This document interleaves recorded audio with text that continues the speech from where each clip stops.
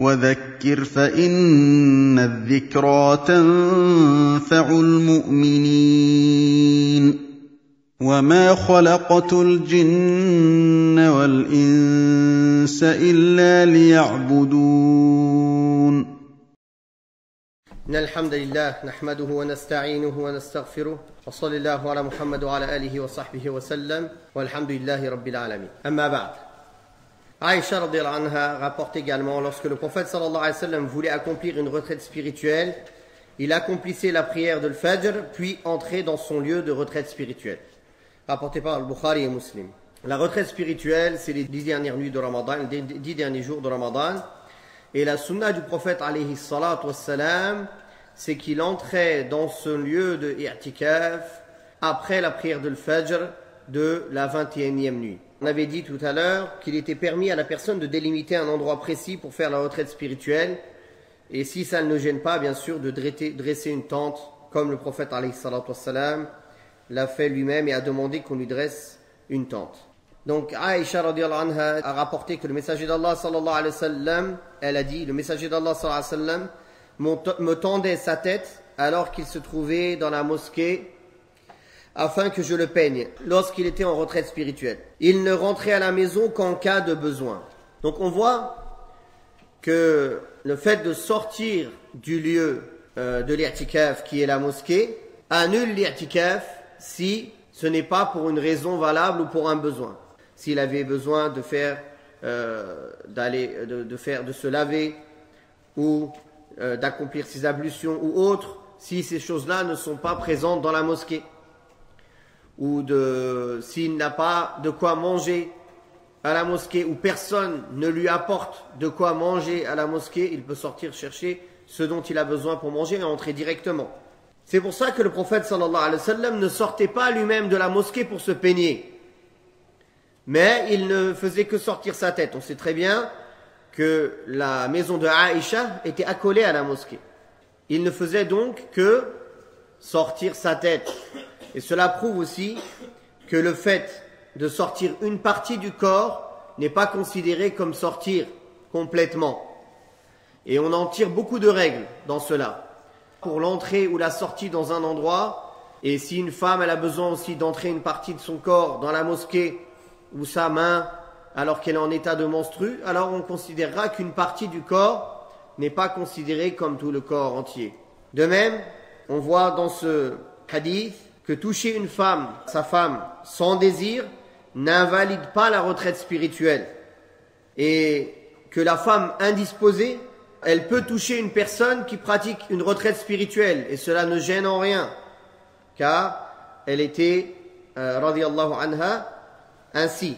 De même que son corps, sa transpiration, sa sueur, sa salive de la femme qui a ses menstrues n'est pas impure. Il est venu dans un hadith sahih que le prophète sallallahu alayhi wa sallam buvait à l'endroit où Aïcha buvait alors qu'elle était en état de menstru. Ce qui prouve que sa salive n'est pas impure, contrairement à la religion des Juifs qui pour eux, une femme en état de menstru, elle est impure, ils l'éloignent, presque il faut qu'elle n'existe pas. Non. Alors que dans l'islam, il y a juste certaines choses qui sont interdites à faire, sinon elle reste sa salive, sa sueur, qu'elle touche une personne, etc., ça reste pur. Et on voit aussi dans ce hadith que le fait de se peigner, de se laver les cheveux, de se laver le corps, de changer ses vêtements, de laver ses vêtements, tout ceci n'est pas contradictoire avec l'i'tikaf, avec la retraite pieuse et spirituelle. Là, Aïcha radhiyallahu anha dit également, la sunna pour celui qui a accompli une retraite spirituelle consiste à ne pas rendre visite aux malades, ne pas participer à un enterrement, ne toucher et ne caresser aucune femme, ne sortir pour un besoin qu'en cas de stricte nécessité. Il n'y a pas de retraite spirituelle sans jeûne, et il n'y a de retraite spirituelle que dans une mosquée où les gens se rassemblent pour la prière du Jumu'ah. Le début du hadith, il a le hukm du rafa', car elle a dit la sunna est, c'est-à-dire que c'est la tradition du prophète sallallahu alayhi wa sallam. Mais les savants disent que la fin, quand elle parle du jeûne et de Masjid al-Jami', c'est la parole de Aïcha radiyallahu anha. Ibn Abbas radiyallahu anhuma rapporte que le prophète sallallahu alayhi wa sallam a dit: celui qui est en retraite spirituelle n'est pas tenu de jeûner, sauf s'il se l'impose à lui-même. Cette parole n'est pas une parole du prophète sallallahu alayhi wa sallam, sahih, c'est que c'est une parole de Abdullah ibn Abbas, radiyallahu anhu wa an abi. On voit dans ces deux hadiths que l'essence de la retraite spirituelle consiste à couper tout lien avec les créatures et à se consacrer à la conversation avec le Créateur subhanahu wa ta'ala. C'est pourquoi il faut rester dans son lieu de retraite et n'en sortir que pour un strict besoin, pour manger, boire, se purifier et ce qui est semblable. Et si on sort pour une raison non valable, alors la retraite spirituelle est invalidée. On voit aussi que celui qui a accompli une retraite spirituelle ne doit ni rendre visite aux malades, ni participer à un enterrement, ni visiter un proche, ni sortir pour un acte d'adoration autre que ce qui se fait dans la mosquée, qui ne lui est pas spécifiquement demandé. Sauf bien sûr s'il est dans une mosquée qui font que les 5 prières, et il sort pour faire le Jumu'ah par exemple. Là, il devra sortir obligatoirement. Et ce, à l'unanimité des savants. De même que il est préférable de faire la retraite spirituelle dans une mosquée où on fait le Jumu'ah. Car comme ça l'évitera de sortir si il sort pour le Jumu'ah. Mais ce n'est pas une condition. La condition et l'obligation, c'est de faire l'i'tikaf dans un masjid où on fait les 5 prières. Non. Car les savants considèrent que si une personne sort juste pour le Jumu'ah et revient, il n'a pas annulé son i'tikaf pour ça. Par contre, sortir 5 fois par jour pour aller faire salat et revenir, donc il n'y a aucun sens en cela. Il faut faire l'i'tikaf dans une mosquée qui fait les 5 prières en groupe. Il faut savoir que les Malikiyya, ils disent que c'est une condition de validité de jeûner pour que l'i'tikaf soit valable. Et en vérité, la majorité des savants considèrent que ce n'est pas une condition, mais c'est préférable. Et comme on a vu, c'est la fatwa de Abdullah ibn Abbas, que le jeûne n'est imposé que si la personne se l'impose à lui-même. Bien sûr, c'est une sunna à celui qui fait l'i'tikaf de jeûner.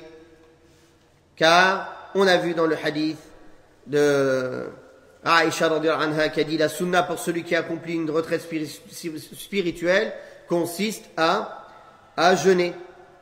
Donc,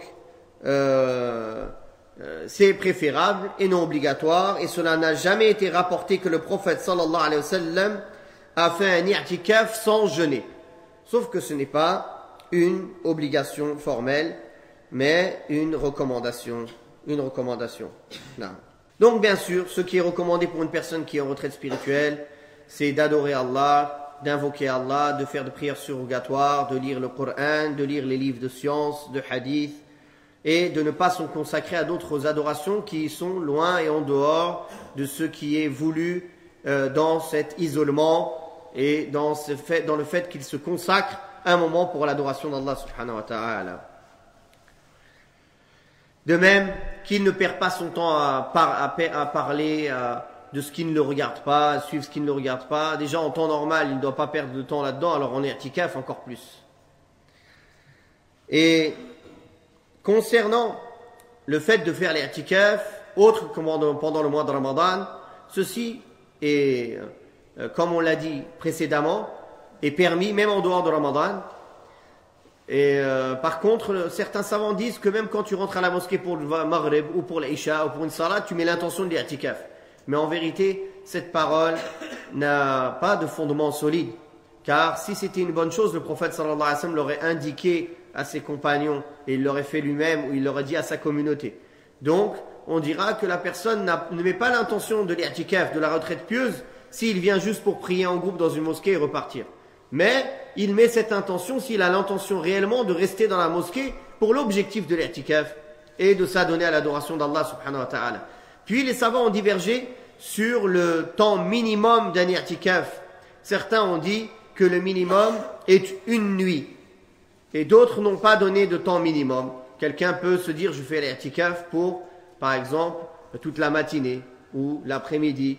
Wallahu a'lam. Mais ce qui a été rapporté, c'est que Omar ibn al-Khattab radiyallahu anhu a dit j'avais fait le vœu dans l'époque anté-islamique de faire l'i'tikaf à la mosquée sacrée une nuit.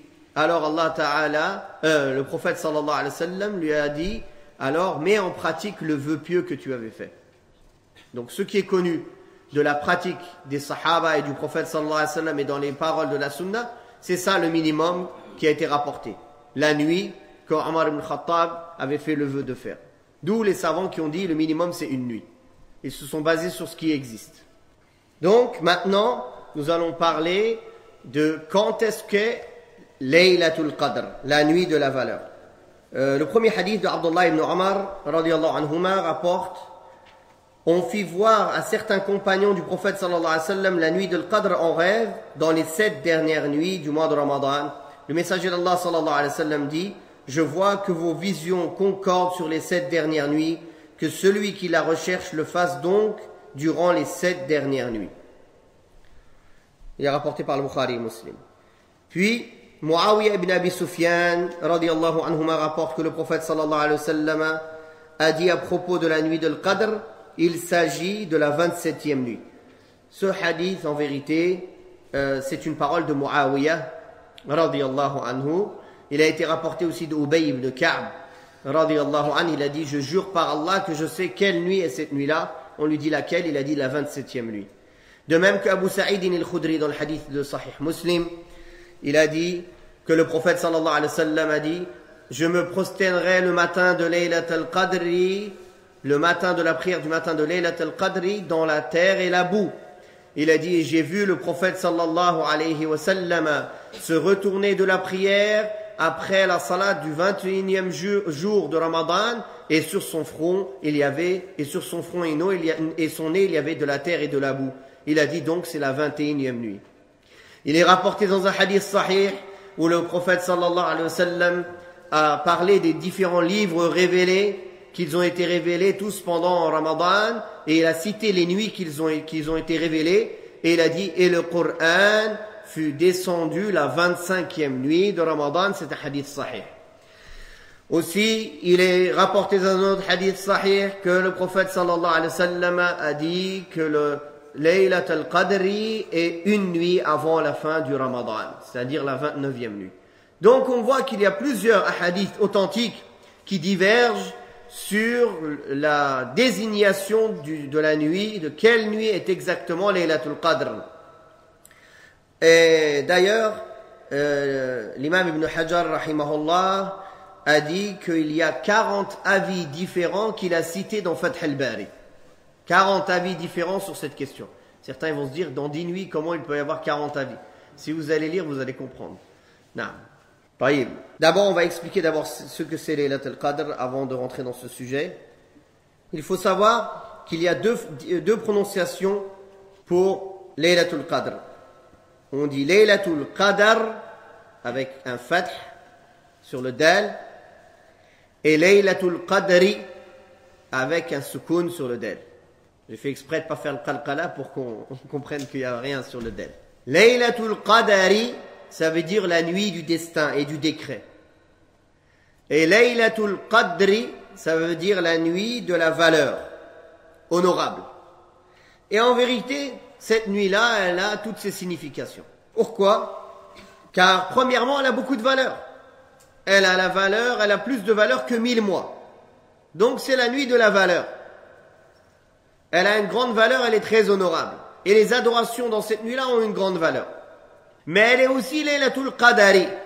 Car Allah Ta'ala a dit en parlant de cette nuit, c'est dans cette nuit-là que chaque affaire sage est déterminée et décrétée. Donc c'est la nuit de la destinée et c'est la nuit de la valeur. Cette nuit-là, elle comporte plusieurs caractéristiques comme on l'a dit. Allah Ta'ala il fait descendre les anges du ciel vers la terre. Ainsi ils descendent avec le bien, la bénédiction, la miséricorde et la paix, avec à leur tête l'esprit fidèle Jibril alayhi salam. C'est en cette nuit noble que débuta la révélation du Coran et qui est le plus grand don et la plus grande miséricorde pour les musulmans. D'ailleurs Allah tabaraka wa ta'ala l'a dit clairement, nous avons descendu le Coran à Laylatul Qadr. Donc on a vu l'autre hadith qui parle de quand est-ce que le Coran fut descendu, à 25e nuit de Ramadan. De même, En cette nuit se manifeste paix du début de cette nuit bénie jusqu'à l'aube. Comme Allah tabaraka wa ta'ala dit, elle est paix et salut jusqu'à l'apparition de l'aube. On y décrète les choses à venir dans l'année, comme on a dit, fiha yufraqu kullu amrin hakim. De même que la valeur de l'adoration dans cette nuit, et que celui qui prie Laylatul Qadr avec foi et conviction et espoir de la récompense auprès d'Allah se verra ses péchés passés pardonnés. Une fois qu'on a su cela, alors quand est-ce qu'est Laylatul Qadr? Il faut savoir que, comme l'imam Ibn Hajar l'a cité, il y a 40 avis différents sur cela. Il y en a même qui disent que Laylatul Qadr n'existe plus. Elle a été levée. Car il y a des hadiths sahiha qui montrent que Allah Ta'ala avait désigné quand est-ce qu'était Laylatul Qadr. Et il a trouvé certains de ses compagnons se disputer. Il l'a oublié. Il a dit, on me l'a fait oublier. On me l'a élevé. Et il a dit, cherchez-la les 10 dernières nuits de Ramadan. Puis dans ce hadith, je vois que vos rêves se sont réunis, que c'est sur les 7 dernières nuits de Ramadan. Alors cherchez-la les 7 dernières nuits de Ramadan. Taïb, comment on peut comprendre tous ces hadiths qui désignent des jours différents, qui parfois disent les 7 dernières nuits, d'autres ils disent les 10 dernières nuits, d'autres ils disent les nuits impaires, les 10 dernières nuits impaires. Alors on comprendra, wallahu a'lam. Ce qui est sûr et certain, c'est que Laylatul Qadr est dans les 10 dernières nuits et dans les nuits impaires des 10 dernières nuits de Ramadan. Mais, en réalité, quand les Sahaba ont dit, moi je jure que c'est le 27e nuit, et que certains disent c'était la 27e, certains ont dit on a vu le prophète sallallahu alayhi wa sallam prosterner cette nuit-là dans la boue et la terre, et il a dit je me prosternerai ce matin-là dans la boue et la terre, c'était la 21e nuit. Ça veut dire par là que la nuit de l'Qadr, d'année en année, elle peut être des nuits différentes. Et quand ils ont juré c'est la 27e nuit, c'est l'année où il l'a vu lui, comme Ubay ibn Ka'b. Mais on dira, wallahu a'lam, qu'on l'espère le plus, et la plupart des paroles des Sahaba qui ont été le plus transmis et le plus de témoignages des Sahaba, c'est que c'est la 27e nuit. Donc, nous disons, Inch'Allah, qu'elle est une des nuits parmi les 10 dernières nuits impaires, et qu'il est beaucoup plus probable que ce soit la 27e plutôt que les autres, mais que ce n'est pas une certitude. Elle peut être la 21e, comme c'est arrivé au temps du prophète sallallahu alayhi wa sallam, comme elle peut être la 25e, comme au moment où le Coran a été descendu, des tables gardées au ciel de ce monde, ou bien n'importe quelle parmi les nuits impaires des 10 dernières nuits. C'est pour cela que le musulman, et c'est une sagesse, comme ça le musulman ne fait pas l'effort juste une nuit, mais les 10 dernières nuits, il cherche, et il va en cela, alhamdulillah, accumuler beaucoup de hasanat, et se faire pardonner beaucoup de péchés. Donc c'est une sagesse d'Allah qu'il ait caché cette nuit-là aux musulmans pour qu'ils fassent de plus en plus d'efforts pour cela. L'invocation à dire la nuit de l'Qadr. Aïcha radiyallahu anha rapporte, j'ai demandé au messager d'Allah sallallahu alayhi wa sallam, ô messager d'Allah, si je parviens à savoir quelle est la nuit de l'Qadr, que dois-je y dire? Il répondit, dis Allahumma innaka afuwwun tuhibbul afwa fa'fu anni. Oh Allah, tu es pardonneur, tu aimes le pardon, alors pardonne-moi. On voit ici que Aïcha radiyallahu anha et les Sahaba en général cherchaient ce qu'il y a de meilleur. Et ils demandaient comment adorer Allah de la meilleure des manières. Et ils ne posaient pas des questions pour connaître les limites des choses, mais ils cherchaient des questions pour chercher le meilleur et les plus hauts degrés. Pas comme aujourd'hui, les gens ils viennent demander les limites. C'est quoi le halal, le haram? Mais t'es sûr, t'es sûr c'est pas juste détestable. Pourquoi ils cherchent à rester dans les limites? Alors que Sahaba, les questions qu'ils posaient n'étaient pas les mêmes. Quelle est la meilleure dua? Quel est le meilleur acte chez Allah? Quelle chose je fais pour gagner le paradis? Est-ce qu'on entend aujourd'hui des gens poser ce genre de questions? Jamais, rarement. Les questions aujourd'hui, est-ce que c'est sûr que c'est haram? Est-ce qu'il n'y a pas de divergence? Est-ce qu'il n'y a pas quelqu'un qui pourrait me permettre de faire telle chose? Donc ça montre notre souci et le souci des Sahaba. Comment il est différent. Donc Aïcha, la mère des croyants, radiyallahu anha, voilà sa question. Si j'arrive à trouver Laylatul Qadr, qu'est-ce que je dis cette nuit-là? Donc, elle a cette envie de connaître la science, et par sa cause, maintenant, on sait tous qu'est-ce qu'il faut dire cette nuit-là. Allah Ta'ala, il l'a utilisé comme cause pour qu'on sache cela. Walhamdulillah. Donc le prophète sallallahu alayhi wa sallam lui a indiqué la meilleure dua à demander cette nuit-là, c'est de demander le pardon d'Allah subhanahu wa ta'ala. Ya Allah, tu es le pardonneur, tu aimes le pardon, alors pardonne-moi. Car effectivement, nous sommes tous pécheurs, nous avons tous des manquements, et personne ne peut espérer entrer au paradis sans le pardon et la miséricorde d'Allah. S'il n'y avait pas le pardon et la miséricorde d'Allah, personne ne mériterait par ses actes le paradis. Même pas le prophète sallallahu alayhi wa sallam comme lui-même l'a dit. Qu'est-ce qu'il a dit sallallahu alayhi wa sallam? Approchez-vous de la perfection et soyez constants et sachez que personne ne sera sauvé que par ses actes seuls. Ils ont dit même pas toi au messager d'Allah, il a dit même pas moi, sauf si Allah me couvre de sa miséricorde et de ses bienfaits.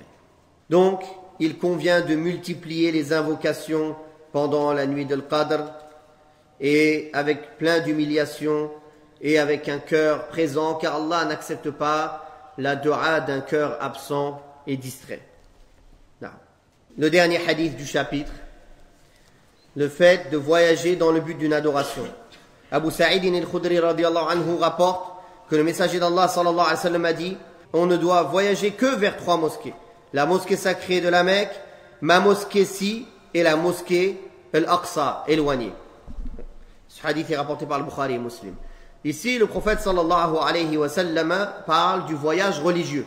C'est-à-dire qu'il n'y a pas un voyage dans lequel il y a une récompense et un voyage dans lequel on cherche à faire une adoration, sauf ces 3 endroits-là.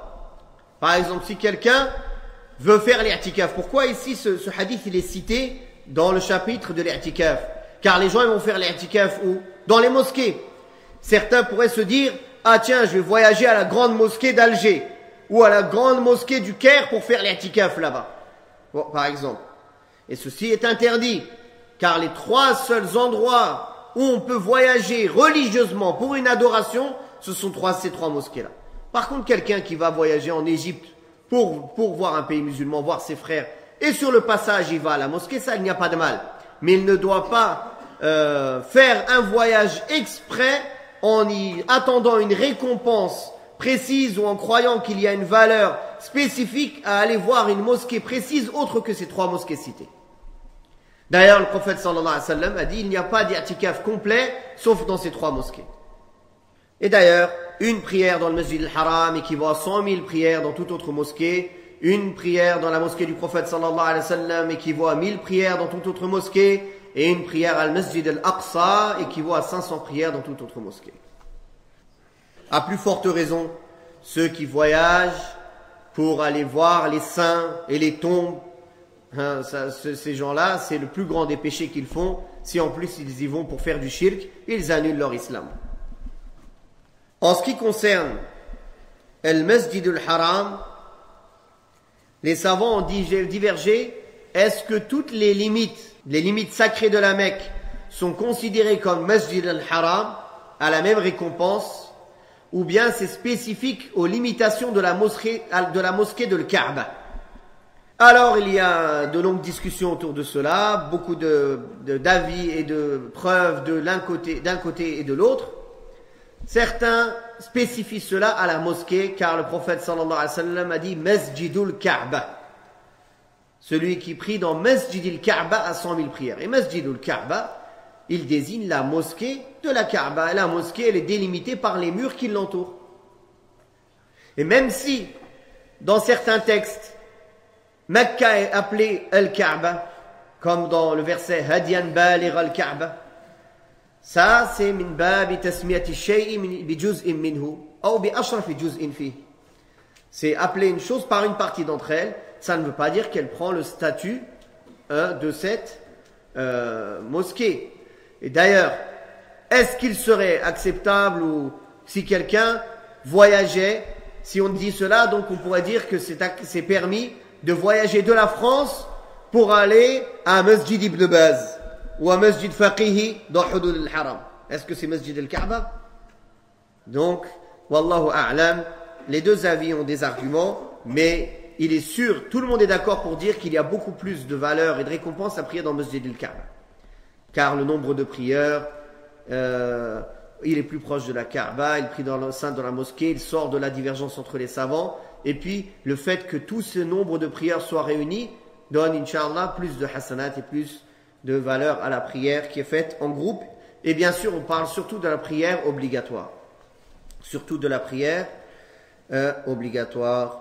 Car la prière surrogatoire, la meilleure prière surrogatoire est celle qu'on fait chez soi. Comme le prophète sallallahu alayhi wa sallam a dit. Le prophète sallallahu alayhi wa sallam lui-même qui avait dit qu'une prière dans sa mosquée équivaut à 1000 autres prières, il ne faisait pas ses prières surrogatoires à la mosquée. Il les faisait chez lui, n'est-ce pas? C'est-à-dire qu'il aura encore plus de valeur à les faire chez lui. Mais Inch'Allah, un voyageur qui vient de loin, on espère pour lui, il fait le maximum de salat dans le masjid al-Haram ou dans le masjid al-Nabawi, en espérant pour lui qu'Allah lui multiplie la valeur de ses prières. Wallahu ta'ala a'la wa a'lam. Wa sallallahu ala Muhammad wa ala alihi wa sahbihi wa sallam. Walhamdulillahi rabbil alamin. وقل رب زدني علما